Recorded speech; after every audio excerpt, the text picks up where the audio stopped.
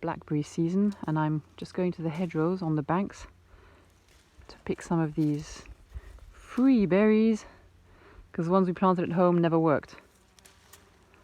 I love taking these for free, just from nature, and I don't understand that so many people don't want to. I think they're scared of getting this funny worm that's supposed to ruin your liver or something, but I was told by a mushroom picker that the only people who ever get this weird worm and die from it ultimately are people who spend an awful lot of time in the forest and outside picking all sorts of foraging, basically picking all these. I mean, I spend a lot of time doing this, but I don't spend half my life doing it. It's not my job. And in fact, my only concern is not to pick any blackberries with worms in, maggots. And in fact, you can avoid that if you feel a resistance when you pick them. It means they're okay. And if in this little green part in the middle it's not green or it's squishy, then usually there's a maggot in there. That works quite well, I find.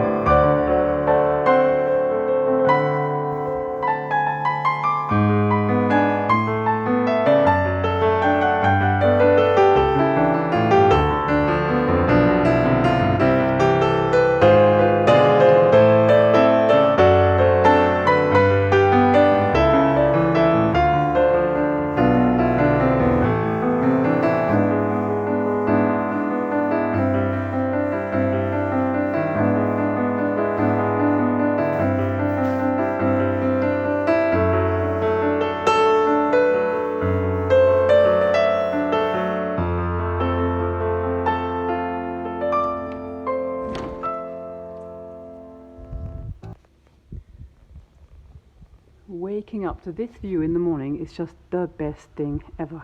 So it's the evening now, and it's just as nice. I do know it's a real privilege to live in a place like this, and I appreciate it very much.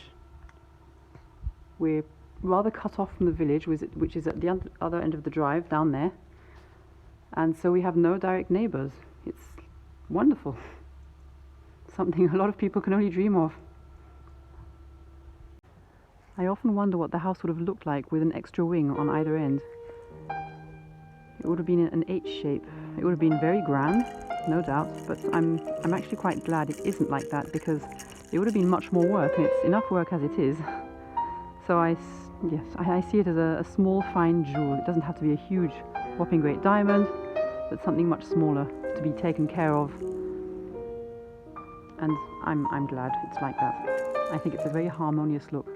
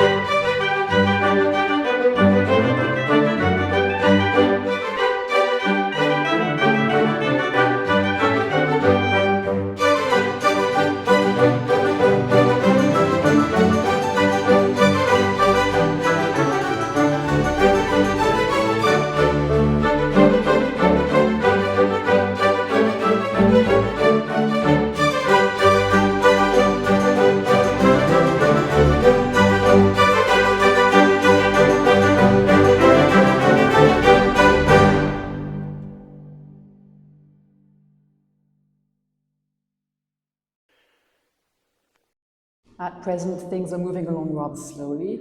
The screed has been put in now in the west wing at Moraville, and in the meantime, I've had to go back to Germany because that's where I live, and that's where I am at present. So I'm just going to show you a couple of things here, and we're just waiting for the carpenter basically to tell us when he can come and finish the putting in the Versailles parquet in the west wing, which will take him at least 3 or 4, maybe 5 days, I should think, because it's a little bit more complicated than in the east wing, because there are technically 4 rooms instead of 3. So now I'm off to the garden here in Germany to pick what's left of the season's vegetables. I just hope they're not rotten yet. So there's a good lot of weeding to be done here. I haven't touched this for some time. But anyway, as I said, I'm going to take what's left here. I had some tomatoes. I'm just going to grab the last one, see if they haven't got rotten bottoms. It all looks good. There. Right, I think I'm going to be able to make green tomato chutney with the rest of here. Ah, there you are. Someone's been attacked. Lovely, charming. And these look, I can't do much with these. That one's rotten. I think is this what you call blight? It might be. I think there's one tomato here which we can use. I think I'm filming too high. No, I think this is also too far gone. Okay, this is one for the compost. What else?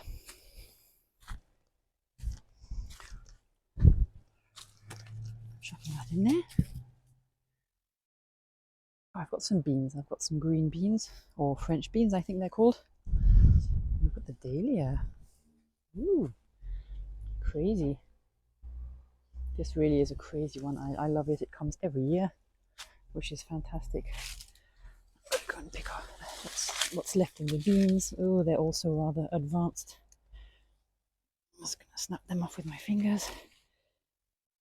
I have a very small garden here, but it doesn't really matter because this isn't where we get most of our veggies from, but I just like having a bit of homegrown produce. It's very satisfactory growing your own stuff.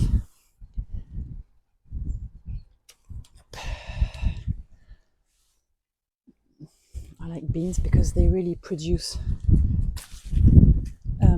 these pods until quite late in the season, so I've always got something to nibble. I used to always eat them just off the bush until someone said, don't do that, cook them first. So I now try to, although they're really tempting, just like that. Any more? Yes, quite a lot more. And there. Some down here, they do sort of go over towards the neighbours, the neighbour's garden. Try not to film it. I'm not sure they'd appreciate it. Anything else? Yes, there's one here. 1, 2. I think that's just about it for now. And I think I saw past the dahlias, oregano, basil, blah blah blah. I think I saw one. Oh yes, one nice cucumber still. The last one of the season, I think. This is a pretty big one. How am I going to get this off without breaking the whole? Well, I don't think it really matters if I do break it because oh no, there's another one. Damn. I'm going to need a knife for this. So in fact, I just snapped it off with my hands, and I needed both of them. So